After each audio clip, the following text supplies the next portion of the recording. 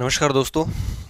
हम विश्लेषणात्मक इतिहास दर्शन पढ़ रहे थे और उसमें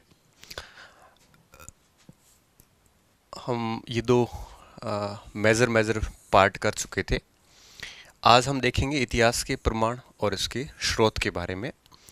उसमें हम साहित्यिक स्रोत पढ़ेंगे और दूसरे पुरातात्विक स्रोत पढ़ेंगे। ठीक है, फिर नेक्स्ट चैप्टर में आगे ये इस हिसाब से चलता रहेगा। बहुत जल्द हम इसको फिनिश करने वाले हैं और जैसे जैसे वीडियो आता है आप उसको आराम से देखिए, नोट्स बनाइए अच्छे से। और एक चीज़ ध्यान रखना कि जो आप इतिहास दर्शन लिख रहे हो इसको कम से कम आप 7वें दिन एक बार जो कुछ आपने आज से लिखा है उसको एक बार रिवाइज ज़रूर कर लेना, ताकि आप भूलो नहीं, क्योंकि ये एक प्रकार से नया विषय है, हमने बहुत बार नहीं पढ़ा है इसको। तो इस कारण क्या होगा कि आप विस्मृत हो सकता है, चीज़ें भूल सकते हैं, कन्फ्यूज़ हो सकते हैं। लेकिन आप जब भी 6-7 दिन हो तो एक बार आप इसको सप्ताह में एक बार कम से कम उस रजिस्टर को वापस देख लेना। ज़्यादा बड़ा रजिस्टर भी नहीं होगा, तो इससे क्या होगा कि बढ़िया तरीके से याद हो जाएगा। ठीक है, अच्छा अब अपन बात करते हैं इतिहास के प्रमाण एवं स्रोत की। सबसे पहली चीज़, प्रमाण है क्या? प्रमाण, जैसा कि मैंने आपको पिछले लेक्चर में भी बताया था, प्रमाण का मतलब ये होता है कि ऐसे साक्ष्य जो आपके सत्य सिद्ध हो चुके हो, ऐसे साक्ष्य जिनके खिलाफ कोई भी एक प्रकार का विवाद न हो, ऐसे साक्ष्य जिनको अन्य साक्ष्यों के साथ में आलोचनात्मक विश्लेषण करने के बाद में, परीक्षण करने के बाद में सत्य सिद्ध कर दिया गया हो, ऐसे साक्ष्य जो आपके बिल्कुल भी एक यूं कहिए कि अस्वीकार्य नहीं हो किसी को भी, ऐसे साक्ष्य जिस पर सभी सहमत हो, तो ऐसे साक्ष्यों को हम प्रमाण कहते हैं। और साक्ष्यों को प्रमाण कहने के बाद वो प्रमाण फिर क्या होता है, इतिहास में स्थान ले लेता है। थोड़ा सा वापस समझिए। देखिए, एक शब्द आया ऐतिहासिक तथ्य। तथ्य क्या होता है? तथ्य एक प्रकार से इतिहास के अध्ययन का आधार है। जैसे एग्जाम्पल ले लेते हैं, हमने कह दिया कि मौर्य साम्राज्य के पतन के कारण की बात की, तो जैसा कि हम इसी एग्जाम्पल पे चल रहे हैं काफ़ी समय से, कि मौर्य साम्राज्य का पतन ब्राह्मण विरोधी नीति के कारण हुआ। ठीक है, शास्त्री जी ऐसा बोलते हैं, तो ये एक तथ्य है। सिंधु घाटी सभ्यता का पतन बाढ़ से हुआ, ये एक तथ्य है। गुप्त काल के अंदर व्यापारिक अवनति हुई, तथ्य है ये। मौर्य साम्राज्य का कह दो, गुप्त काल, जो भी इतिहास में कोई सा भी तथ्य निकाला जा सकता है। तथ्य के बाद में क्या होता है, फिर उस तथ्य को प्रूफ करने के लिए हमें विभिन्न प्रकार के स्रोतों का संकलन करना पड़ता है। ठीक है, स्रोतों का क्या करना पड़ता है? संकलन करना पड़ता है। स्रोत निकालने पड़ते हैं कि हमने किस बेस पे कहा है। ठीक है, स्रोतों के संकलन को हम ह्यूरिस्टिक मेथड कहते हैं, ह्यूरिस्टिक कहते हैं उसको। तो स्रोतों का क्या करते हैं, हम संकलन करते हैं। अब स्रोतों का संकलन कर लिया, जैसे अपन ने गुप्त काल का कहा कि भाई व्यापारिक अवनति हुई, तो हमें किस बेस पे कह रहे हैं? अब जिस बेस पे हमने ये कहा है उसका हम विभिन्न प्रकार के स्रोत इकट्ठा करेंगे। यहाँ ये स्रोत आप यूं कहिए कि साक्ष्यों का संकलन नहीं है, एक टाइप से ये स्रोत अपने आप में साक्ष्य ही है। ठीक है, एविडेंस कह सकते हो आप इसको। तो हम विभिन्न प्रकार के साक्ष्यों का, स्रोतों का संकलन करेंगे और इन संकलन के बाद में उन स्रोतों को, यहाँ पे मैं साक्ष्य भी लिख लेता हूँ ताकि आपको दिक्कत ना हो। साक्ष्य का संकलन हो जाएगा। अब क्या होगा, अब साक्ष्यों को हूबहू अगर अपन स्वीकार कर लेते हैं, ठीक है, तो वो कैंची गोंद पद्धति हो जाएगी। सॉरी, तथ्य को हूबहू स्वीकार कर लेते हैं तो कैंची गोंद पद्धति हो जाती है। अब साक्ष्य को भी हमें यथार्थता के धरातल पे परीक्षण करना जरूरी है। कॉलिंग वुड यही कहते हैं कि कोई भी साक्ष्य, उसके ऊपर भी अपन विश्वास नहीं कर सकते। हो सकता है वो साक्ष्य, उस मूल साक्ष्य में भी कमी हो, तो हमें इन साक्ष्यों का विश्लेषण करना चाहिए। विश्लेषणात्मक इतिहास दर्शन यही कहता है विद्यार्थियों कि जब भी किसी साक्ष्य को आधार बनाकर हम लिखते हैं इतिहास में, तो हमें क्या करना है, हमें जिस साक्ष्य को हम बेस बना रहे हैं उस साक्ष्य का भी हमें आलोचनात्मक विश्लेषण करना है, ताकि अगर उस साक्ष्य में कोई गड़बड़ी है तो हमें कम से कम इतिहास जो है वो हम वही लिखे जो वास्तव में कुछ घटित हुआ था। अब क्या होगा, ये साक्ष्य जो आएंगे, इन साक्ष्यों का हम क्या करेंगे, विश्लेषण करेंगे। साक्ष्यों का आलोचनात्मक विश्लेषण। आलोचनात्मक विश्लेषण को आप उस अर्थ में मत लेना कि क्रिटिसाइज करना। आलोचनात्मक विश्लेषण का मतलब ये होता है प्रश्न करना यहाँ पे। और एक प्रकार से जब अपन प्रश्न करते हैं तो निश्चित रूप से हम किसी चीज़ को अस्वीकार कर रहे हैं, किसी चीज़ को और पारंगत कर रहे हैं। जैसे मान लो कि मैंने आपको कोई बात कह दी, मैंने कह दिया कि आप इतना करोगे तो आपका सिलेक्शन हो जाएगा, ये मैंने तथ्य बोल दिया। अब आप उसको हूबहू स्वीकार करो, या फिर आप दूसरा ऑप्शन ये है कि आप मेरे से क्रॉस क्वेश्चन करो। अब क्रॉस क्वेश्चन आएंगे आपके कि ऐसे नहीं हुआ, ऐसे कैसे हो सकता है, ऐसे क्यों हुआ, ये क्या है, आलोचनात्मक प्रश्न है। इससे क्या होता है कि सुधार की बहुत सारी गुंजाइशें हो जाती है। तो अब क्या करेंगे, साक्ष्यों का आलोचनात्मक परीक्षण। ठीक है, ये आलोचनात्मक परीक्षण जो है यही एक प्रकार से परीक्षण कह दो, विश्लेषण ज़्यादा उपयुक्त शब्द है, ये है हमारा विश्लेषणात्मक इतिहास दर्शन।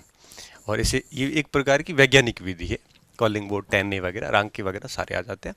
अब साक्ष्यों का आलोचनात्मक परीक्षण करने के बाद में फिर ऐसे साक्ष्य, फिर क्या करना है, ऐसे साक्ष्य जो प्रूव हो जाते हैं, ऐसे साक्ष्य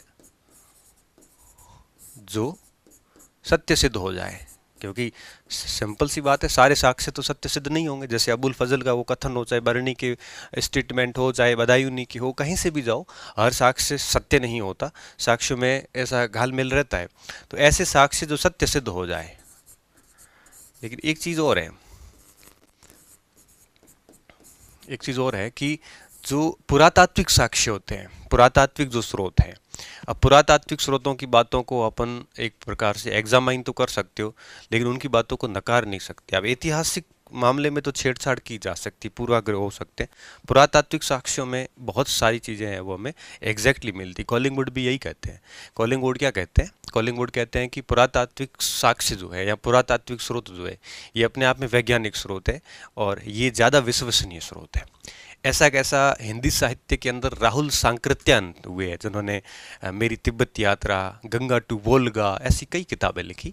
उन्होंने भी यही कहा था कि पुरातात्विक स्रोत जो है ये हमारे इतिहास को जानने की सबसे अहम स्रोत है। ठीक है, तो ऐसे साक्ष्य जो सत्य सिद्ध हो जाए उन्हें लेना या उनका चयन करना। ठीक है, उनका चयन करना, उनका चयन करना। और ऐसे साक्ष्य क्या कहलाते हैं, प्रमाण कहलाते हैं। ठीक है, अब क्या करते हैं, अब ये जो प्रमाण हमारे पास हो जाएंगे, अब इन प्रमाणों का निष्कर्ष निकलेगा, व्याख्यान आएगा। हिस्टोरिकल एक्सप्लेनेशन बोलते हैं हम, निष्कर्ष, व्याख्या। ठीक है, इसमें ये निष्कर्ष और व्याख्या निकलेगी इस प्रमाणों के बेस पे, और निष्कर्ष व्याख्या का प्रस्तुतिकरण होगा। और ये प्रस्तुतिकरण जब होगा तो विद्यार्थियों यही इतिहास है। यही क्या है, इतिहास है। ठीक है, तो इतिहास को जब हम लिखते हैं, किसी बात को, हिस्ट्री जब लिखी जाती है तो इस प्रोसेस को फॉलो किया जाता है। ये विश्लेषणात्मक दर्शन का प्रोसेस है। अगर अपन इसकी जगह परिकल्पनात्मक दर्शन का प्रोसेस लें तो वो क्या करते हैं, वो मैक्सिमम यहाँ तक आएंगे। ठीक है, वो इस प्रोसेस में नहीं आएंगे कि साक्ष्यों का परीक्षण करें। यहाँ पे कोई घटना ऐसी हुई जो साक्ष्य से मैच नहीं कर रही तो वो कह देंगे ईश्वरीय कारणों से हुई है। लेकिन विश्लेषणात्मक वाले ईश्वरीय कारण नहीं कहेंगे, वो कहेंगे ऐसा हुआ है तो कुछ और साक्ष्य तलाशे जाए ताकि हमें कुछ और मिल सकता है। ठीक है, जैसे सिंधु घाटी सभ्यता। अब परिकल्पनात्मक वाले थोड़ा देखेंगे, फिर कह देंगे कि बाढ़ से हुआ है, या फिर कह देंगे कि ईश्वरीय शक्तियों से हुआ है, कुछ भी बोल देंगे। लेकिन विश्लेषणात्मक दर्शन वाले साक्ष्य जुटाएंगे और सारी बातें करने के बाद में इतिहास प्रस्तुत करेंगे। ये इतिहास ऐसा इतिहास होगा जो वास्तव में इतिहास में घटित हुआ था, वही इन्होंने यहाँ पे लिखा है। तो तथ्य, साक्ष्य, व्याख्याएं, प्रस्तुतिकरण, प्रमाण, विश्लेषण, ये क्या एक बेसिक बात है। ये समझ में आता है ना, तभी हमें ये विश्लेषणात्मक दर्शन समझ में आएगा।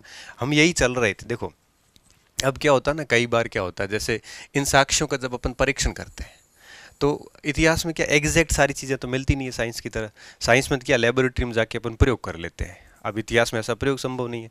साइंस की घटनाएं जीवंत होती है, वर्तमान की घटनाएं। इतिहास में हमें 2000 साल पहले की चीज़ देखनी पड़ती है, तो 2000 साल पहले की चीज़ों को अपन ऐसे हूबहू तो देख नहीं सकते।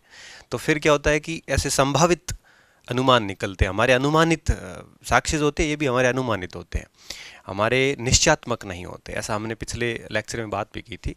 तो यहाँ पे जब इतिहास लेखन होता है तो इनका जो निष्कर्ष है ये भी अनुमान संभावनाओं के आधार पे होता है। अनुमान, संभावनाएं, इनसे भरा हुआ होता है, निश्चयात्मक नहीं होता। निश्चयात्मक क्या होता है? निश्चयात्मक वो होता है जिसको फिर बदल नहीं सकते, इसको बदला जा सकता है। जैसे मान लो अब ये साक्ष्य यहाँ पे जो मिला, कोई नया और साक्ष्य मिल गया, नया साक्ष्य मिलेगा तो पूरी प्रोसेस चेंज होगी, और इतिहास में फिर रीराइटिंग, पुनर्लेखन करना पड़ेगा। क्यों? क्योंकि ऐतिहासिक तथ्य पूरा बदल जाएगा। ठीक है ना? तो ये क्या होता है ना, ये बहुत ही बेसिक बात है। हमारे जो निष्कर्ष होते हैं इतिहास के अंदर, ये अनुमान संभावनाओं से भरे हुए होते हैं, और ये जितनी भी संभावनाएं हैं, ये भविष्य में, आज जो हमें सच लग रही है, भविष्य में गलत भी हो सकती है। जैसे ही कोई नया साक्ष्य मिलेगा, गलत हो जाएगा। जैसे वैदिक सभ्यता, अभी तक हम ये मान रहे हैं कि वैदिक सभ्यता सिंधु घाटी सभ्यता के बाद में आई, लेकिन सिनौली के अंदर जो कुछ प्राप्त हुआ, यूपी के अंदर सिनौली का गाँव है, वहाँ से हमें रथ वगैरह बहुत सारी चीज़ें प्राप्त हुई है। अब उन चीज़ों को देख के ऐसा लग रहा है कि वैदिक सभ्यता सिंधु सभ्यता से पहले थी। अब इसका और आगे आर्कियोलॉजी के द्वारा बहुत सारी और प्रयास किए जाएंगे, और बाद में अगर ये बातें सिद्ध हो गई हो, अभी उन साक्ष्यों के ऊपर विश्लेषण चल रहा है। अब जब ये साक्ष्य विश्लेषित हो जाएंगे तो उसके बाद में वो प्रमाण के रूप में नया इतिहास लिखेंगे, और वो फैक्ट चेंज हो जाएगा कि वैदिक सभ्यता बाद में थी। अभी तक चेंज नहीं है, बाद में हो सकता है। तो आज जो हमें सच लग रहा है, ये भविष्य में कभी भी आपके बदल सकता है, वो गलत हो सकता है। ये प्रोसेस हमें समझनी है, ये चीज़ हमें ध्यान रखनी है। तो अभी देखो हमने क्या किया था, साक्ष्य समझे थे, अनुमान देखे, तथ्य क्या था, ये सब चीज़ें समझी। आज हम प्रमाणों की बात करेंगे। इतिहास में हमने जो ये पॉइंट लिखा है ना यहाँ पे, कि स्रोतों का और साक्ष्यों का संकलन किया जाता है। ठीक है? अब देखो ये साक्ष्य और प्रमाणों में क्या सिमिलरिटी थी मैंने बता दी, इनका संकलन किया जाता है। इनकी कई सारी कैटेगरीज हैं। कैटेगरी कौन सी है? अब प्रमाणों की श्रेणियां, प्रमाण या स्रोतों की श्रेणियां बोल दो आप। स्रोतों की श्रेणियां कौन कौन सी श्रेणियां हैं, किस किस प्रकार के साक्ष्य होते हैं। ठीक है? अब देखो यहाँ पे स्रोत लिख रहे हैं ना, तो ये स्रोत अपने आप में एविडेंस ही है। ठीक है? अब ये स्रोत साक्ष्य है, और ये साक्ष्य आगे जाके प्रमाण बन जाता है। ज़्यादा टेंशन नहीं लेनी हमारे को कि अब सर स्रोत है एक साक्ष्य क्या है। देखो इसको यूँ है, कोई स्रोत मिला, रेफरेंस मिला कोई सोर्स।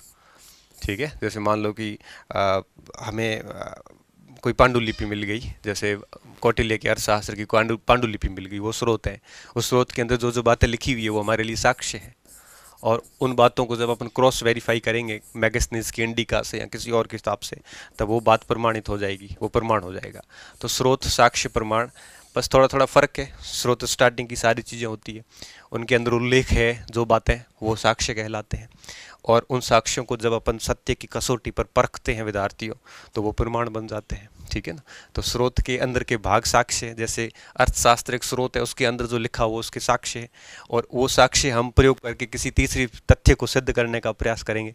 जैसे मान लिया कि मौर्य साम्राज्य में नगरों का अस्तित्व था, अब ये तथ्य आ गया, इस तथ्य के लिए हम स्रोत निकालेंगे, तो इंडिका लाएंगे, इंडिका के साथ में अर्थशास्त्र देखेंगे। अब इंडिका और अर्थशास्त्र के अंदर चीज़ें ढूंढेंगे, तो अर्थशास्त्र और उसमें इंडिका से में पॉलीब्रोथा वगैरह कई सारी कमेटियाँ, 30 सदस्यीय कमेटियाँ, 5-5 सदस्यों वाली, तो वो कमेटियाँ मिलेगी, तब हम कहेंगे साक्ष्य मिल गया। बिल्कुल। अब हम उस साक्ष्य को दूसरी चीज़ों से सिद्ध करेंगे।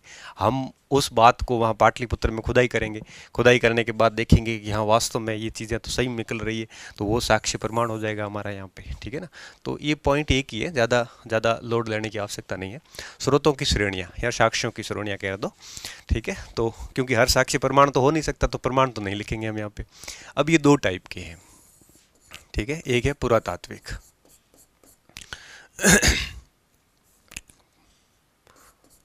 पुरातात्विक, आर्कियोलॉजिकल, और दूसरे हैं लिटरेरी, साहित्यिक स्रोत। ठीक है? साहित्यिक स्रोत। अब दो टाइप के स्रोत हैं।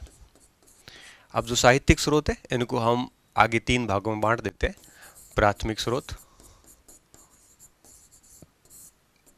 द्वितीयक स्रोत और तृतीयक स्रोत। तृतीयक स्रोत, ये 3 भाग हो जाते हैं साहित्यिक स्रोतों में। पुरातात्विक स्रोतों में भी 3 भाग अपन कर सकते हैं, जिसमें स्मारक आ जाएंगे, मॉन्यूमेंट सारे के सारे। स्मारक में आपके जितने भी स्मारक हैं, चाहे आपके कोई मंदिर हो, कोई स्तूप हो, कोई विहार बना हुआ हो, कोई गुफा बनी हुई हो, या फिर कोई आपके एक प्रकार से कोई ऐसी दीवारें मिल जाती हो, कोई स्ट्रक्चर भवन वगैरह मिल जाए, कोई मिल जाए, या फिर राजप्रसाद वगैरह ऐसा कोई मिल जाए, कुआं भी मिल जाए ना, तो भी वो आपके स्मारक है, मॉन्यूमेंट्स। इसके अलावा क्या होता है, इसके अलावा आपके पुरालेख होते हैं, अभिलेख जैसे आप कह सकते हो, पुरालेख, एपिग्राफी जैसे अपन बोलते हैं। जितने भी लेख हैं, अभिलेख, जितने भी स्तंभ पे लिखे हैं स्तंभ लेख, गुफा पे लिखे हैं गुहा लेख, तांबे पे लिखे हैं ताम्र लेख, मंदिर पे लिखे हैं मंदिर लेख। ठीक है, मंदिर स्मारक है, उसके ऊपर लिखा गया लेख पुरालेख में आ जाता है। ठीक है, ऐसे जितने भी लेख हैं, किसी शिला के ऊपर लिखे गए शिलालेख हो जाते हैं। ठीक है ना, किसी प्राचीर के ऊपर लिखे हैं प्राचीर प्राकार लेख हो जाते हैं। तो इस प्रकार से जितने भी लेख हैं, एपिग्राफी जिसे अपन बोलते हैं, वो आ जाता है। तीसरा आता है मुद्रा शास्त्र, मुद्राएं। तो ये तीन भाग आ जाते हैं पुरातात्विक शास्त्र के अंदर, पुरातात्विक विज्ञान के अंदर। तो ये है साक्ष्य। अब पुरातात्विक साक्ष्य और साहित्यिक स्रोत या साहित्यिक साक्ष्य, तो जो भी आपको साहित्यिक साक्ष्य कह सकते हो, स्रोत कह सकते हो। स्रोत ज़्यादा ठीक रहेगा, क्योंकि हर स्रोत साक्ष्य भी नहीं होता और हर साक्ष्य प्रमाण नहीं होता, तो इसको बेसिकली स्रोत कहेंगे तो ज़्यादा ठीक रहेगा। ठीक है, हमारा टॉपिक का नाम भी यही है, प्रमाण एवं स्रोत।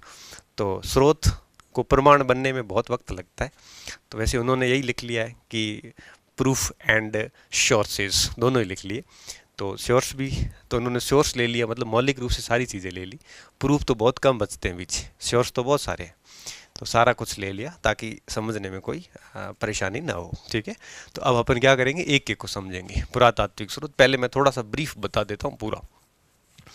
तो पुरातात्विक स्रोत सारे निर्जीव टाइप के होते हैं, आप समझ सकते हो, पत्थरों पर लिखे गए हो या सॉरी पुरालेख। स्मारक में क्या क्या होगा, मतलब ये किसी साहित्य का भाग नहीं है, ये एक प्रकार से संरचनाओं का भाग है। ठीक है ना, संरचनाओं का भाग का क्या मतलब है, स्मारक में जैसे मंदिर आ गया, ये स्मारक है।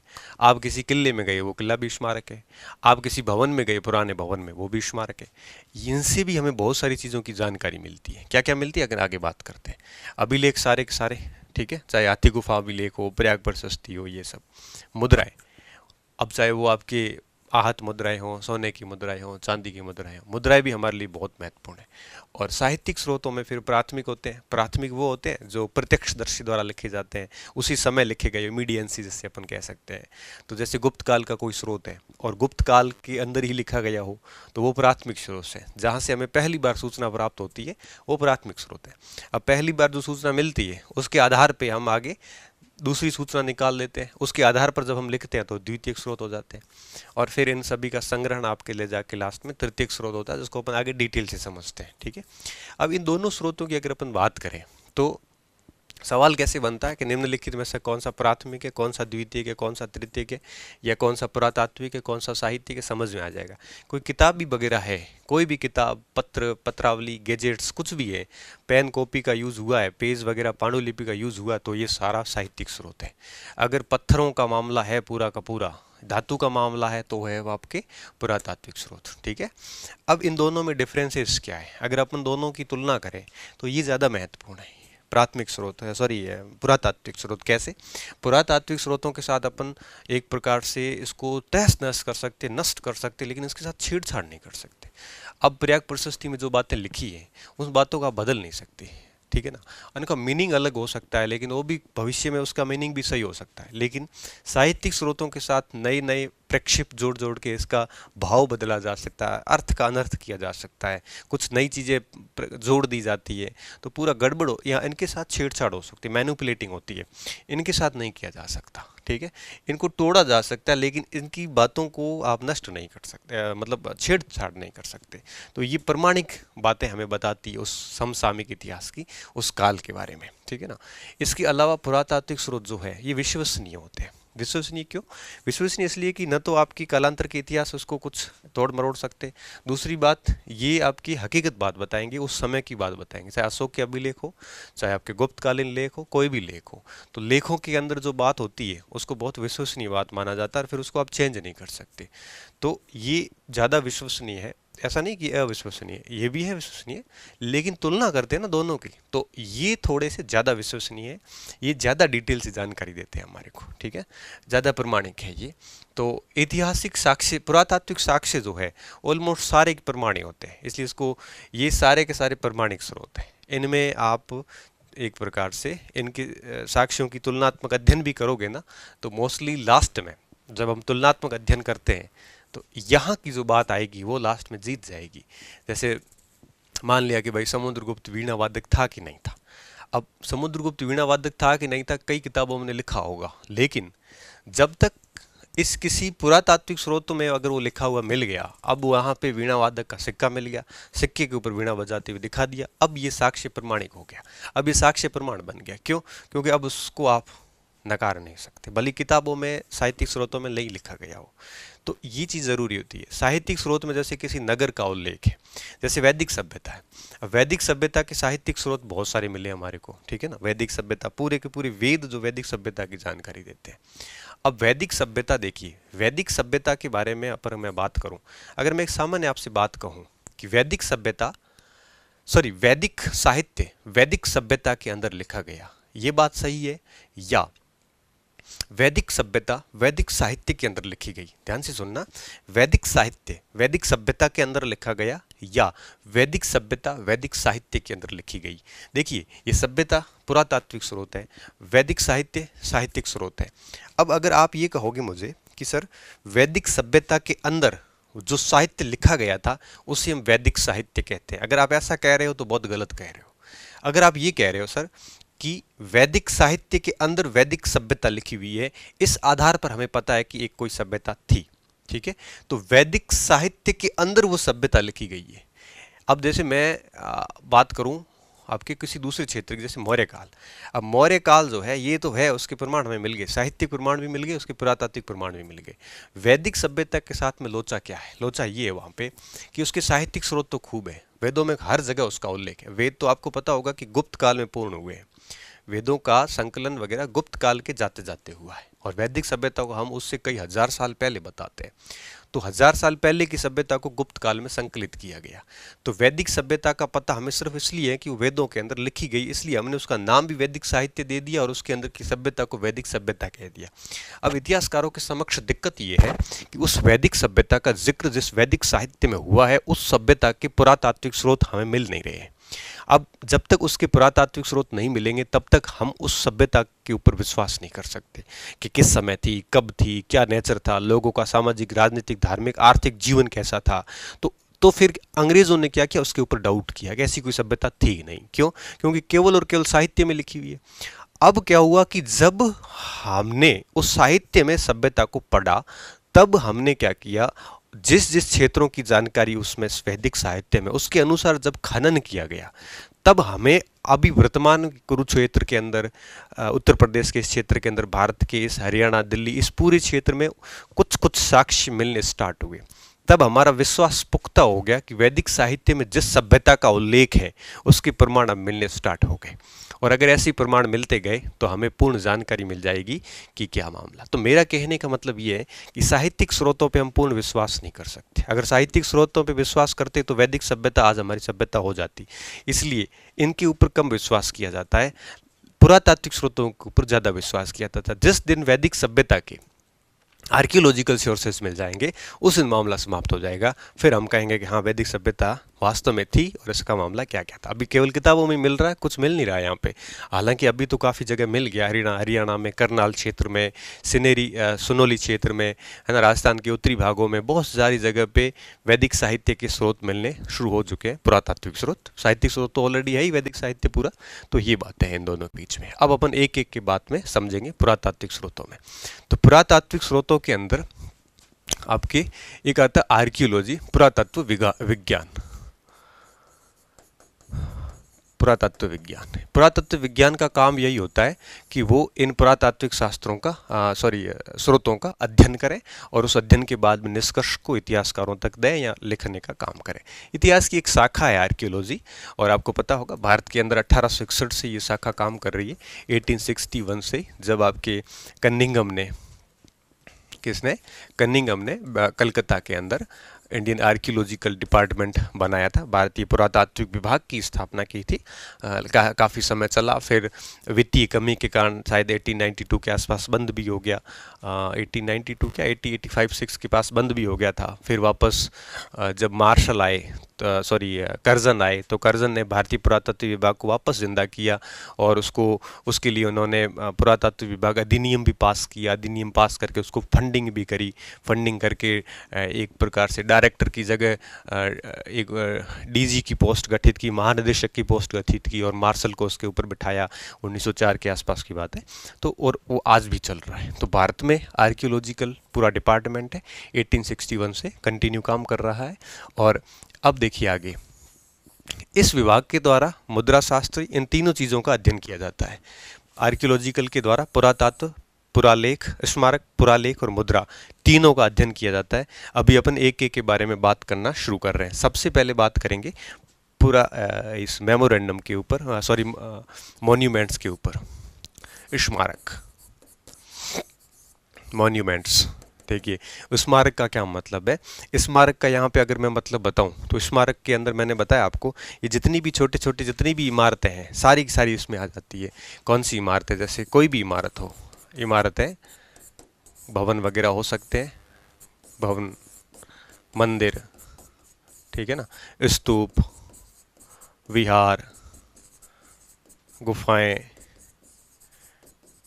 ठीक है ना, ये सारे के सारे आप जो भी कुछ देखोगे, मूर्तियां, है ना, मूर्तियां, मूर्तियां, स्तंभ, पिलर, अगर इसके ऊपर लेख लिख लिया स्तंभ के ऊपर तो वो चला जाएगा पूरा लेख के अंदर, ठीक है। तोरण, चित्र भी, कोई तोरण कई बने हुए पड़े हैं, मंदिरों का द्वार वगैरह होता है, तोरण बोलते हैं उससे, तोरण, चित्र, ये सारे के सारे जो पार्ट हैं किसके हैं, स्मारक के, मॉन्यूमेंट्स के पार्क हैं, ठीक है।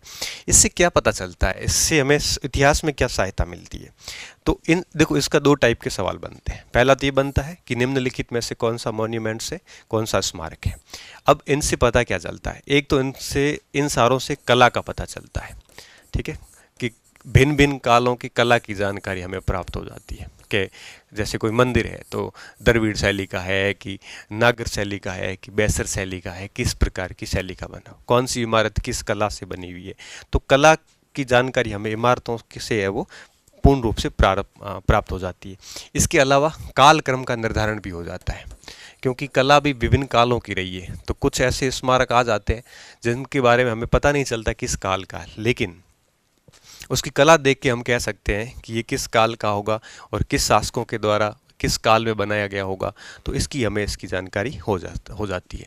इसके अलावा धार्मिक विचारों का पता चल जाता है। मंदिर बने हैं, मंदिर के अंदर जैसे कोई मूर्ति लगी हुई है, मूर्ति विष्णु की लगी हुई है, तो हम कहते हैं वैष्णव धर्म से संबंधित है, जैसे गुप्त काल का मामला आता है। तो धार्मिक विचारों की पता चल जाता है, इनकी धार्मिक विचार क्या थे इसका पता चल जाता है। इसके अलावा इनका सामाजिक जीवन भी पता चल जाता है, क्योंकि इनके ऊपर जो भी चित्र वगैरह बने होते हैं, ठीक है, वो सारी चीज़ें हमें पता चल जाती है कि इनका समाज कैसा रहा होगा, सोशली किस प्रकार से काम कर रहा होगा। तो सामाजिक जीवन के बारे में भी हमें एक प्रकार से जानकारी दे देता है। इसके अलावा हमारे विदेशी संबंधों की जानकारी भी दे देता है। कि विदेशी संबंधों की जानकारी कैसे देता है, कि इन स्मारकों के ऊपर विदेशी कला का प्रभाव देखने को जब मिलेगा, जैसे गांधार कला, तो गांधार कला में हम कहते हैं कि जब महात्मा बुद्ध की मूर्तियां बनाई गई तो आपके यवन शासकों का स्पष्ट रूप से प्रभाव दिखता है। तो हम कह सकते हैं कि भारत और यवन के संबंध रहे होंगे, ठीक है। तो विदेशी संबंधों की जानकारी भी देता है, विदेशी संबंधों की जानकारी स्मारक दे देते हैं हमें, ठीक है। इसके अलावा अगर अपन और देखें तो इतिहास के अंदर जब भी गिरावट आई हो, सामाजिक व्यवस्थाओं के अंदर हो, चाहे वो आपकी अर्थव्यवस्थाओं के अंदर हो, चाहे वो आपके राजनीतिक रूप से गिरावट आई हो, या फिर राजनीतिक रूप से उत्थान हुआ हो, आर्थिक रूप से उत्थान हुआ हो, तो उसका स्पष्ट प्रभाव कला के ऊपर पड़ जाता है, ठीक है। जब भी उत्थान होता है तो ये चीज़ें सशक्त होती है, जब पतन होता है तब घटियापन, निकृष्टता आना शुरू हो जाती है। तो उत्थान और पतन का भी हमें पता चल जाता है कि इतिहास उस किस काल में किस समय उत्थान रहा है, किस समय पतन रहा है। तो ये स्मारक होते हैं, स्मारकों से ये फायदे हैं और ये इनके चीज़ें होती है। अब दूसरा नंबर आता है आपके अभिलेखों का, जैसे अपन पुरालेख भी लिख सकते हैं।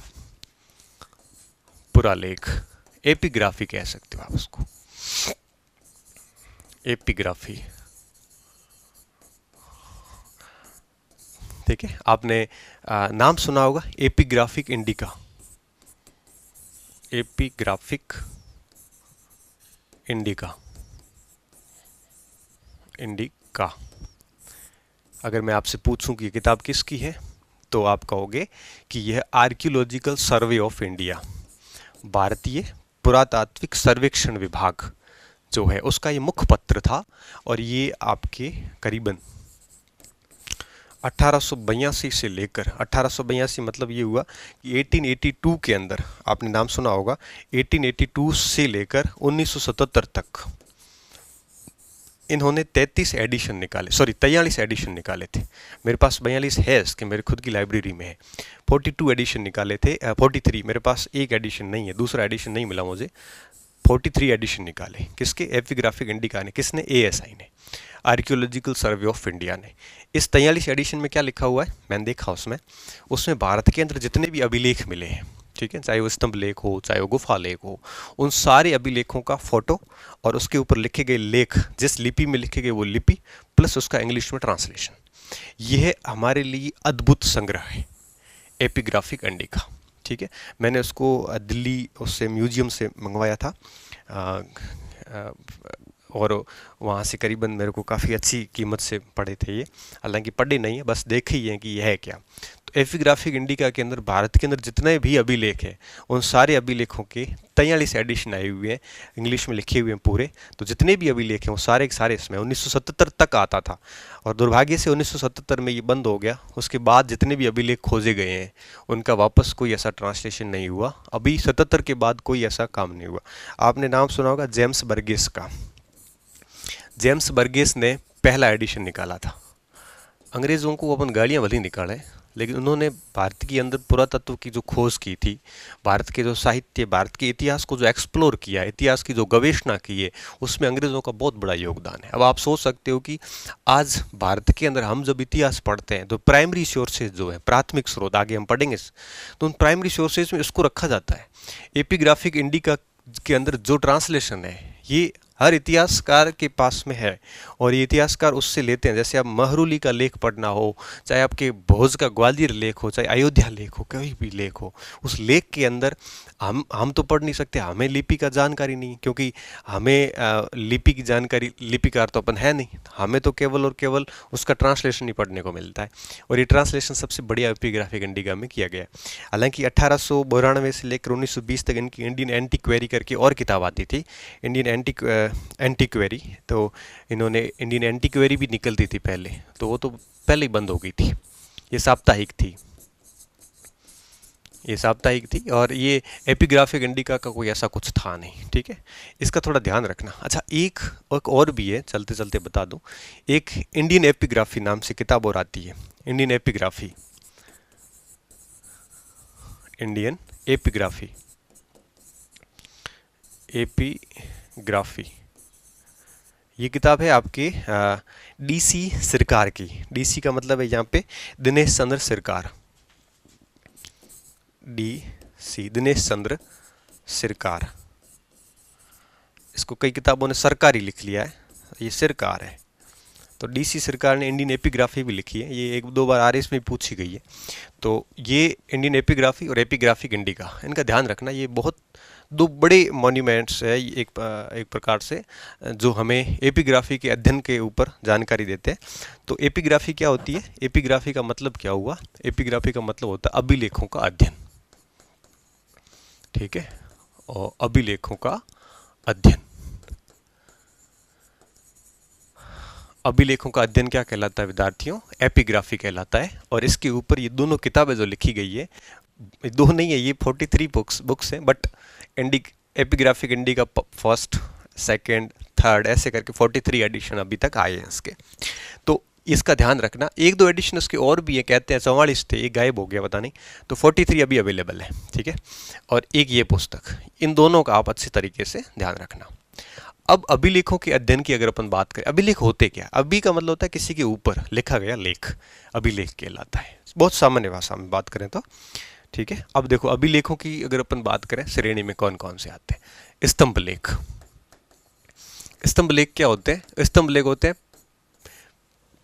Pillar inscription. इंस्क्रिप्शन का मतलब हो गया लेख। अब पिलर का मतलब हो गया स्तंभ। जैसे मान लो अपन अपना घर जब बनता है, अपना पक्का घर होगा, तो आपने देखा होगा उसके पिलर लगे हुए हैं। पिलर के ऊपर अपन RCC करना या कुछ भी छत डालना, पिलर लगाते हैं। तो पिलर क्या होता है? वो स्तंभ हो गया एक प्रकार से। तो अब जैसे कोई खुली जमीन पड़ी है, अब खुली जमीन के ऊपर उन्होंने कोई पिलर बना दिया और पिलर के ऊपर लिख लिया, उसे अपन कहते हैं स्तंभ लेख। ठीक है, तो स्तंभ लेख जनरली क्या होता है, जैसे अशोक की अगर अपन बात करें, अशोक ने खूब सारे स्तंभ लेख लिखवाए और ये सारे स्तंभ स्वतंत्र जमीन के ऊपर थे, किसी स्ट्रक्चर के भाग नहीं थे। ये भी सवाल पूछ लेते हैं, अशोक के स्तंभों का सवाल पूछते हैं, आपने मौर्य काल में पढ़ा भी होगा कि ईरानी स्तंभ और अशोक के स्तंभ के बीच में क्या डिफरेंस है, कि वो आपके ऐसे गोल गोल थे, ये सीधे थे, ये एक ही पत्थर के थे, एकाश्म थे, वो आपके कई पत्थरों से जुड़े थे, बहुत सारी बातें। उनका इनका टॉप जो है वो संकरा था, बॉटम चौड़ा था, बहुत सारे अंतर आते हैं। फिर उस स्तंभ के ऊपर एक मानव की मूर्ति होती थी, उसके उधर ईरान में, भारत के अंदर तो आपके जानवरों की मूर्ति मिली है, एक जगह कंगन हली में मानव भी मिला है। तो स्तंभ लेख जो है ये क्या होते थे, किसी स्वतंत्र भूमि के ऊपर कोई पिलर लगा देते थे और पिलर के ऊपर लेख लिख लेते थे, तो उसे अपन क्या कहते हैं, स्तंभ लेख। ये स्तंभ हमें हड़प्पा सभ्यता में भी मिले हैं, लेकिन उसके ऊपर लेख लिखा हुआ नहीं मिला है। अब देखिए, जब स्तंभ अकेला होगा तो वो चला जाएगा स्मारक में। अब उस स्तंभ के ऊपर कोई लेख लिखेंगे तो हम उसको कहेंगे क्या, स्तंभ लेख बोलेंगे। और ऐसे बहुत सारे स्तंभ लेख हैं, आपने अशोक के बाद देखें तो हेलियोडोरस का स्तंभ लेख है, मेहरौली का स्तंभ लेख है, और ये स्तंभ आपके लोहे का भी हो सकता है, धातु का भी हो सकता है। मेहरौली वाला धातु का स्तंभ है। और इसके अलावा प्रयाग प्रशस्ति कोई देख लो, बहुत सारे। हाथी गुफा भी लेख मत लिख लेना, हाथी गुफा तो दूसरा है, उसको मैं आगे बताऊंगा। हेलियोडोरस का जो गरुड़ स्तंभ लेख है वो है। तो ये सारे के सारे, ऐरण का अभिलेख भी आ जाता है। तो स्तंभ लेख, स्तंभ लेख में के बाद में आता है आपके शिलालेख। ठीक है, शिलालेख। अब शिलालेख कौन, शिला का मतलब क्या है, शिला का मतलब ये है कि कोई भी पहाड़ी हो पास में या पहले से कोई बड़ा पत्थर पड़ा हो और उस पत्थर के ऊपर लिख देते हैं, तो उसे अपन शिलालेख बोलते हैं। शिलालेख और स्तंभ लेख में एक बड़ा फर्क है। फर्क क्या है, स्तंभ लेख जो होते हैं वो लगवाए जाते हैं, शिला वहीं होती है। जैसे मान लो कि अपने खेत के अंदर कोई छोटा मोटा पहाड़ है या फिर कोई बड़ा पत्थर जमीन से बाहर निकला हुआ है और हमने उसके ऊपर लिखवा दिया कुछ, वो शिलालेख हो गया वहाँ पे। ठीक है, जैसे जूनागढ़, अब जूनागढ़ अपन जाते हैं तो एक बड़ा पत्थर है, उस पत्थर के ऊपर आपके स्कंदगुप्त का भी लेख है, उसके ऊपर आपके जूनागढ़ के अंदर वो जो रुद्रदामन आए उसका भी लेख है, एक ही पत्थर के ऊपर है। ठीक है, और रुद्रदामन का जूनागढ़ अभिलेख जो था वो आपको पता है, शिलालेख जो भी था वो संस्कृत का भारत का पहला शिलालेख था। तो इस प्रकार से शिलालेख क्या होता है, किसी पत्थर या शिला पर लिखा गया लेख क्या कहलाता, शिलालेख। तो इसका अगर अपन एग्जाम्पल दें तो देखो, कोई भी पत्थर हो, कोई भी शिला कहीं भी पड़ी हो उसके ऊपर, अच्छा इनकी कोई ऐसी आकृति नहीं होती पिलर की तरह बिल्कुल ऐसी, वो ऐसे कोई मतलब ऐसे टॉम्ब भी हो सकता है, गुंबद आकार भी हो सकता है, ऐसे उल्टा सीधा भी हो सकता है, ऐसा कुछ भी नहीं है। ठीक है, शिला लेख वहीं होंगे जहाँ कोई बड़ी शिला होगी, नहीं तो नहीं होगा ये। शिला लेख में अगर अपन एग्जाम्पल दें तो हाथी गुफा अभिलेख शिला पर लिखा गया है, जूनागढ़ अभिलेख सबसे बेस्ट एग्जाम्पल है, रुद्रदामन का है जूनागढ़ अभिलेख। ठीक है, और यहाँ पर आपके गिरनार का लेख जिसे अपन कहते हैं स्कंदगुप्त का, वो भी यहीं पे है। ठीक है, ये दो। इसके अलावा तीसरा देखें, गुफा लेख। गुफा लेख, गुफा लेख का क्या मतलब हुआ, कोई गुफा हो, पहाड़ों के अंदर गुफा होती है, आप सभी को पता है। उन गुफाओं के अंदर क्या होता है कि आपके एक प्रकार से गुफा के अंदर कोई लेख लिखवा देते हैं, गुफा को कटवा के रहने के लिए स्थान होते हैं, पहाड़ों के अंदर रहने के जो स्थान होते हैं उसे गुफा बोलते हैं। आज भी हम मंदिरों में जाते हैं, अंदर गुफाएं होती बहुत सारी। उन गुफाओं के ऊपर जो लेख होते हैं, जैसे बारबरा की पहाड़ियों के अंदर, सॉरी बराबर की पहाड़ियों, नागार्जुन पहाड़ियों में दशरथ का लेख था, उस दशरथ के लेख के ऊपर फिर आपको पता होगा कि कई और भी शासकों ने लेख लिखवाए थे, ये भी कई बार परीक्षा में पूछते हैं, मौखरी वंश के शासकों ने लेख लिखवाए थे। तो गुफा के अंदर लेख लिखवाना क्या कहलाता है, गुफा लेख। कहीं कहीं क्या होता है, मूर्तियों के ऊपर भी लेख होता है। ठीक है, अब ये मूर्तियों का लेख बाद में शुरू हुए, पहले मूर्तियां बनी, उन मूर्तियों के ऊपर जो है, जैसे जैन, बौद्ध, हिंदू, ब्राह्मण धर्म, इन सभी की जो मूर्ति पूजाएं जब प्रचलित हुई तो इनके ऊपर है वो लेख लिखे गए, उसे अपन क्या कहते हैं, मूर्ति लेख। उसके अलावा प्रकार लेख भी आते हैं। प्राकार क्या होते हैं, प्राकार का मतलब होता है आपके जो चारों तरफ दीवार होती है, जैसे कोई स्तूप है, स्तूप के चारों तरफ दीवार बनी होती है, मंदिरों की तरफ भी चारों तरफ दीवार होती है, जो कि बाहर की ग्रामीण बस्ती और अंदर के पूजा स्थल को अलग करती है वो दीवारें, तो उसको प्राकार बोलते हैं। उस प्राकार के ऊपर भी लेख लिखे हुए, जैसे मैं एग्जाम्पल दूं तो बरहूत का जो स्तूप है उसको आपको पता हो कि सुंग शासकों का संगुन रज्जे लिखा हुआ है, संगुन रज्जे। संगुन रज्जे का मतलब था सुंग शासकों का राजा पुष्यमित्र के बारे में संभवतः लिखा गया है। तो भरूच के स्तूप के ऊपर, सांची के स्तूप के ऊपर भी के आसपास जो दीवार है उसके ऊपर भी एक लेख ऐसा लिखा गया है। इसके अलावा धातुओं की बात करूं तो ताम्र लेख भी आते हैं जो तांबे के ऊपर लिखे होते हैं। ठीक है, इसके अलावा और अपन देखें तो कई सारे कला पात्र लेख भी आते हैं। पात्र लेख का क्या मतलब हुआ, पात्र लेख का मतलब ये हुआ कि बहुत सारे पात्र, कलश हो, मृद भांड हो, इनके ऊपर भी अगर कोई लेख लिखा हुआ तो उसे अपन ये बोलते हैं। तो ये विद्यार्थियों था एपिग्राफी, ठीक है, पुरालेख। तो पुरालेख हो गया और आपके स्मारक हो गए, ये स्मारक हो गए। अब अपन तीसरे पॉइंट पे आते हैं और वो होगा आपके मुद्रा शास्त्र। मुद्रा शास्त्र, इसको इंग्लिश में कहते हैं न्यूमिस्मैटिक्स, ठीक है, मुद्रा शास्त्र। और मुद्रा शास्त्र सीधी सी बात है, जो मुद्राओं का अध्ययन करता है। किसका अध्ययन करता है? मुद्राओं का, मुद्राओं का अध्ययन, ठीक है। अगर आपके मन मस्तिष्क में ये सवाल आ रहा हो कि सर अभिलेखों के उपयोग क्या है, तो अभिलेख जितने भी थे वो 6-7 मैंने कैटेगरी बताई। उपयोग आप वापस वही बातें, सामाजिक जीवन, धार्मिक जीवन, आर्थिक जीवन, राजाओं की सीमाओं का निर्धारण, है ना, ये बहुत सारे चीज़ें जो है इसके सारे के सारे उपयोग है वो, ठीक है। अब अपन मुद्रा शास्त्र के ऊपर आते हैं कि मुद्रा शास्त्र क्या है। तो ये न्यूमिस्मैटिक्स, ठीक है। न्यूमिस्मैटिक्स क्या होता है? मतलब जिसमें मुद्राओं का अध्ययन किया जाता है। देखिए, मुद्राओं और मुहरों में बड़ा फर्क है। मुहरों का अध्ययन होता है सिगिलोग्राफी में, सिगिलोग्राफी में किसका अध्ययन होता है? मुहरों का, सील जिसे बोलते हैं,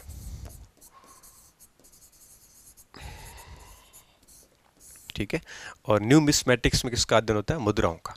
अब देखिए, मुद्रा और मुहर में क्या फर्क है। मुद्रा तो क्या होता था, एक प्रकार से पहचान होती थी, कई बार लेन देन में भी उसका उपयोग किया जाता था। तो मुद्राओं का उपयोग इस हिसाब से होता था। जहाँ तक मुहरों की बात है, तो मुहरों का उपयोग जो है वो आपके सामान जब इधर उधर भेजते थे तो उसके ऊपर सील लगाते थे, सामान की पहचान भी हो जाती थी और सामान सुरक्षित पहुंचा कि नहीं पहुंचा ये भी हो जाता। अपन चुनाव वगैरह करवाने जाते हैं ना, तो एक सील लगाते हैं डॉक्यूमेंट्स पे, या स्कूलें जब बंद होती है तो लॉक के ऊपर एक सील लगी जाती है, ताकि वास्तव में कोई अलमारी बंद करते हैं तो भी एक सील लगाते हैं। तो ये सील जो मोहरें हड़प्पाकालीन भी है, हर काल में मोहरें थी, उन मोहरों का अध्ययन किस में होता है? सिगिलोग्राफी में। और मुद्राओं का अध्ययन किस में होता है? मुद्रा शास्त्र में, ठीक है। ये दोनों की दोनों आपके काफ़ी महत्वपूर्ण है। और एक चीज़ और मैं यहाँ पे बताना चाहूँगा, आप अपन ने जब डीडी कोशाम्बी पढ़ा था, तो डीडी कोशाम्बी में हमने कहा था कि ये बड़े मुद्रा शास्त्री थे। जैसे अल्तेकर, डीडी कोशाम्बी, है ना, ये बहुत मुद्रा शास्त्री थे। इन्होंने किताब भी लिखी थी, इंडियन न्यूमिस्मैटिक्स, न्यूमिस्मैटिक्स। ये किताब किसकी है? इंडियन न्यूमिस्मैटिक्स, ये है डीडी कोशाम्बी की, ठीक है। इसको भी आप याद रखना। अब बात करेंगे कि मुद्रा शास्त्र जो है इसके मूल एक प्रकार से उपयोग क्या हो सकते हैं, उसके ऊपर अपन बात करेंगे। तो ये मुद्रा शास्त्र था, इसका एक बेसिक परिचय देख लिया। अब बात ये आती है कि इन मुद्राओं का उपयोग क्या हमारे लिए, मुद्रा शास्त्र का अध्ययन हम क्यों करते हैं। देखो, मुद्राओं की अगर अपन थोड़ा सा इतिहास देखें तो आपको अच्छे से पता होगा, प्राचीन भारत में आपने पढ़ा होगा, सबसे पहले जो मुद्राएं आई वो थी आपके पंच मार्क्ड मुद्राएं, आहत मुद्राएं थी। आहत, पंच का मतलब कार्ल मार्क्स का प्रभाव अभी तक नहीं गया, अपन मार्क्स लिख रहे हैं, लिखना मार्क्ड था, लिख मार्क्स रहे। ये कार्ल मार्क्स का इफेक्ट है। आहत का मतलब होता है, पंच का मतलब होता है आहत करना, मतलब एक प्रकार से ठप्पा लगाना, पंच करना। तो पंच को हिंदी में कहेंगे आहत। बॉक्सर खेलते हैं ना तो पंच करते हैं, मतलब आहत होता है वो। तो ऐसी मुद्रा जिसके ऊपर पंच किया गया हो उसे अपन क्या कहते हैं? Punch marked. तो उसको अपन आहत मुद्रा कहते हैं। तो आहत का मतलब ऐसा नहीं कि उसके ऊपर 5 चिन्ह है। पंच का मतलब होता है आहत करना, और आहत करके मार्क्ड किए जाते थे, निशान बनाए जाते थे, जिसमें कई सारे निशान थे। जैसे अर्ध चंद्रमा होता था, ठीक है ना, इसके अलावा सांड भी था कईयों के ऊपर, मछली भी थी, पेड़ भी था, ठीक है ना। और इसके अलावा भी बहुत सारे चिन्ह मिलते हैं इसके ऊपर। तो देखिए, तो इसे अपन आहत मुद्राएं कहते हैं। प्राचीन कालीन आहत मुद्राएं जो थी ये कई चांदी की बनी थी, अधिकांश, कुछ ताम्र की भी है, कई जगह पे स्वर्ण की भी मिली हमें, ठीक है ना। तो ऐसी आहत मुद्राओं की जिसका अध्ययन डीडी कोशाम्बी ने अल्तेकर ने किया था।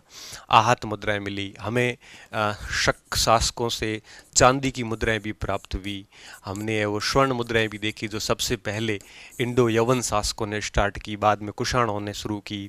इन सारी ताम्र मुद्राएं भी हमने देखी। इन सारी मुद्राओं का अध्ययन करने से हमें किन किन चीज़ों की जानकारियाँ मिलती वो देखिए विद्यार्थियों। वैसे सब समझ जाओगे आप। देखो मुद्राओं से एक तो आपके राजाओं की सीमाओं का, राज्य की सीमा निर्धारण हो जाता था।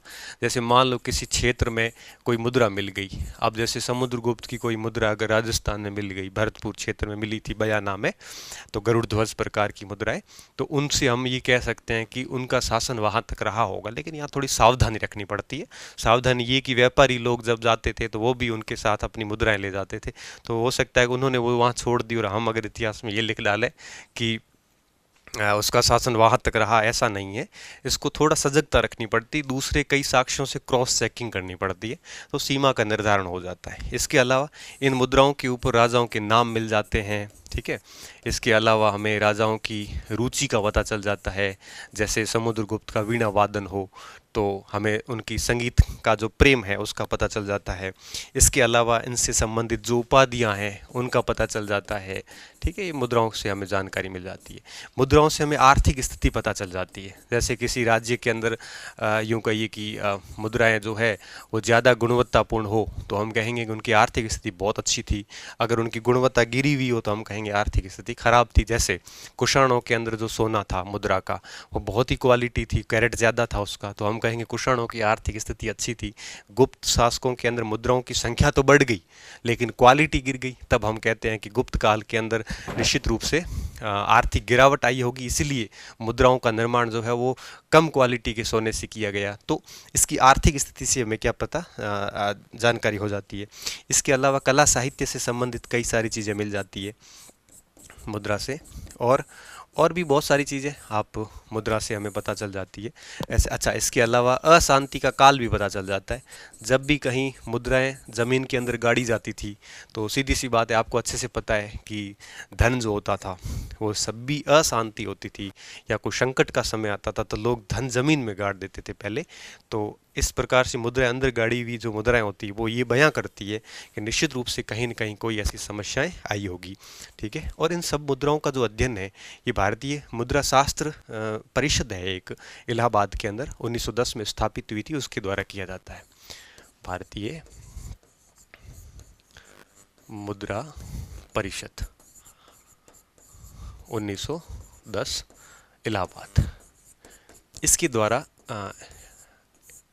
इनका सबका अभी वर्तमान में अध्ययन करवाया जाता है मुद्राओं का, ठीक है। तो स्वर्ण चांदी की शकों ने चलाई, सोने की हिंद एवं कुषाणों ने चलाई। इसके अलावा पोटीन और शीशे की मुद्राएं जो आती है वो आपके सातवाहनों ने चलाई थी। तो ये सारी मुद्राएं हमें प्राप्त होती है, ठीक है। तो ये मुद्रा शास्त्र, तो इन सारों का मुद्रा शास्त्र, पुरालेख, एपिग्राफी और आपके मॉन्यूमेंट्स, स्मारक, इन तीनों से हमें सब कुछ पुरातत्व की जानकारी प्राप्त हो जाती है, ठीक है। अब देखिए, अब ये तीनों बातें हो गई यहाँ पे, पुरालेख, मुद्रा शास्त्र और स्मारक। अब इसमें सबसे बड़ी बात क्या थी? पुरातात्विक स्रोत हमने पढ़ लिए। अब एक सबसे महत्वपूर्ण बात निकल कर सामने आती है कि जब भी पुरातात्विक स्रोतों का अध्ययन किया जाता है तो अध्ययन के लिए ऐसा नहीं है कि केवल पुरातत्व शास्त्री सब कुछ कर लेते हैं। उसके लिए बहुत सारी हिस्ट्री के अंदर बहुत सारी और भी ब्रांचेज हैं। इन ब्रांचेज के द्वारा बहुत सारी शाखाएं हैं, इन शाखाओं के द्वारा इनका अध्ययन किया जाता है। तो ऐसी कुछ शाखाएं जो हमें जाननी चाहिए, बहुत महत्वपूर्ण है। जैसे मैं कुछ शाखाओं के नाम बताता हूँ। पेलियोग्राफी, पेलियोग्राफी विद्यार्थियों क्या करती है? पेलियोग्राफी शाखा के जो विद्वान होंगे वो विद्वान क्या करेंगे कि सबसे पहले जो कोई लेख है उस लेख के ऊपर वो क्या करते हैं कि जो हैंड राइटिंग लिखी गई है, जो लिखावट है, उसके जो वर्णमाला है उस वर्णमाला का अध्ययन करते हैं कि उस वर्णमाला की उत्पत्ति कैसे हुई, उन वर्णों का मतलब क्या है। तो इस प्रकार से ये लोग क्या करते हैं, जो वर्णमाला की उत्पत्ति और विकास है उसके संबंध में बताते हैं। और इस वर्णमाला की सहायता से जो पुरानी हस्तलिपियाँ जितनी भी है, पुरानी पांडुलिपियाँ जो भी है, जो आपके हाथ से लिखी गई हो, पांडुलिपियाँ, हस्तलिपियाँ कह सकते हो, हस्तलिखित कह सकते हो आप उसको, इनका अध्ययन किया जाता है और अर्थ निकाले जाते हैं कि पांडुलिपि के ऊपर एग्जैक्टली लिखा हुआ क्या है। और इसके अलावा कोई संक्षिप्त शब्द भी है, तो संक्षिप्त शब्द की परिभाषा भी यही लोग कौन देते हैं, पैलियोग्राफी वाले देते हैं। संक्षिप्त शब्दों का अर्थ भी बता देते हैं, का अर्थ भी। हैंड राइटिंग समझ में नहीं आती है तो उसका भी ये काम कर लेते हैं। तो पैलियोग्राफी वाले लेख को पढ़ने में सबसे ज़्यादा मदद करते हैं कि वर्णमाला कौन सी, लिपि को पढ़ने में सबसे ज़्यादा कोई काम करता है तो पैलियोग्राफी वाले। इसके अलावा दूसरा आता है ग्राफोलॉजी। ग्राफोलॉजी क्या करता है,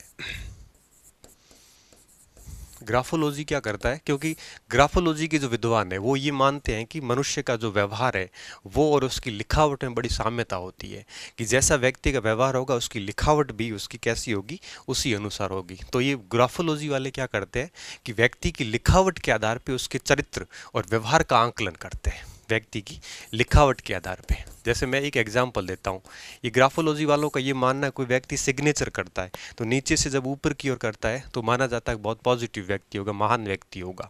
जैसे इस टाइप से कोई साइन करता है ऊपर की ओर जाता है, कोई सीधा साइन करता है, कोई नीचे की ओर जाता है। तो लिखावट के आधार पे क्या करते हैं ये लोग, लिखावट के आधार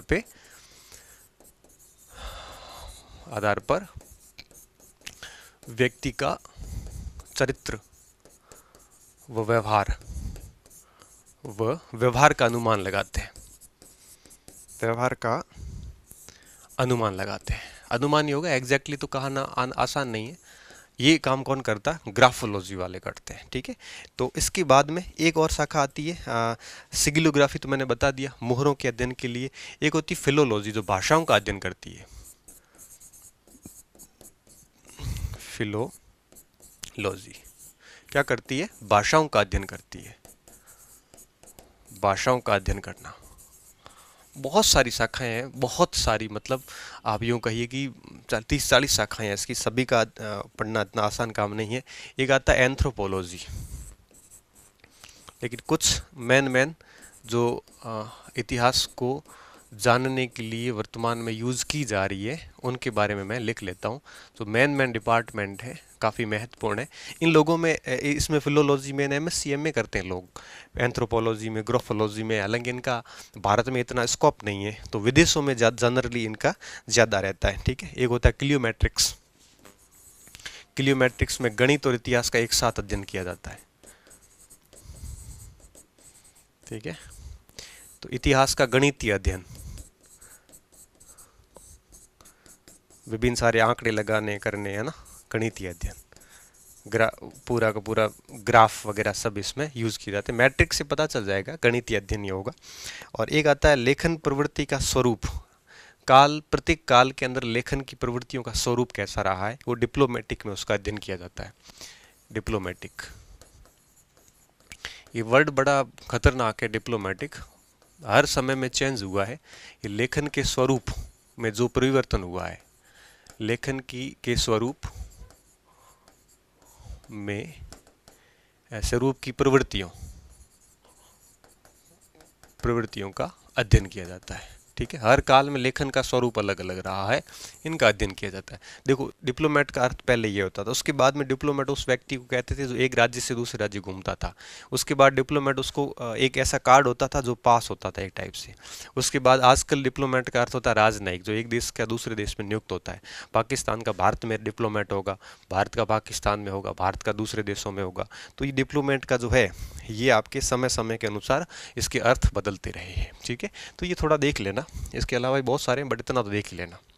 तो ये थे आपके पुरातात्विक स्रोत। अब अपना जो अगला लेक्चर होगा उसमें हम इन तीनों स्रोतों के ऊपर बात करेंगे और उसके साथ ही ये लेक्चर अपना पूरा हो जाएगा।